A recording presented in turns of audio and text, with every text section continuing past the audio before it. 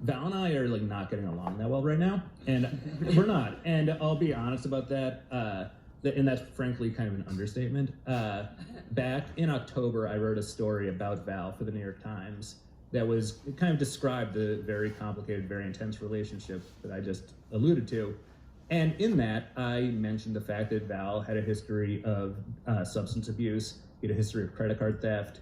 And I noted that one of the things that was motivating Val as he tried to share his father's secret documents with media, including myself over the years, was that he really wanted to make a name for himself. He wanted to become kind of famous. He was trying to get a film deal. It's disgusting. And I was actually just out in Val lives in LA. Why is he trying to discredit? And I was just out there visiting him last week for a podcast we're doing. And what I told him then is that I actually regret what I wrote, how the kind of the tone that I took at points in that article. I think it was accurate and I think honest from my perspective. And it was written in the first person, but it was a little too hard and it was a little too mean. And I told him I'm sorry, and I am.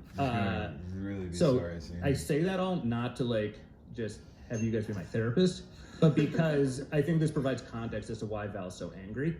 And so Val, after that article ran, which is I think early October, he's been kind of waging a war against me online, which is very tricky for me to deal with and completely uncharted territory. And one of the things he's been doing is talking to some other news outlets that are, and I say this with respect, but that are not the New York Times or the Washington Post or the Wall Street Journal or Bloomberg or Reuters or the Associated Press or the Financial Times or CNN or PBS or NPR. Again, they're scrappy and they have different standards and they are run by younger people with less experience. And I say, seriously, I say it with respect.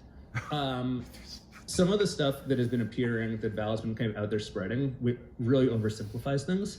There is not everyone who in business journalism who's been focusing on Deutsche Bank and Donald Trump has spent much of the past probably 5 years, certainly the past 4 years, searching for proof of this elusive rumor that Deutsche Bank, it's not really Deutsche Bank that's financially supporting Trump, it's Russia that is financially supporting Trump. And there's a tremendous amount of smoke there and tons of circumstantial evidence, and everyone is looking for the fire, and me more than anyone. And man, I wish I could stand here right now and say I found it, but I didn't. And neither did Val. And neither did the news outlets that he's been talking to. There's a tremendous amount of circumstantial evidence. I think this book provides the most comprehensive and accurate description of what that circumstantial evidence is and what it means and how to interpret it. But if you're reading things like that this Russian, this Kremlin-linked bank called VTB was secretly financing Trump loans, that may be true, and that's the rumor we've all been chasing in the media for many years now. There's not proof of it, and Val doesn't have proof of it. I wish I did have proof of it, but I don't. What a fuckhead.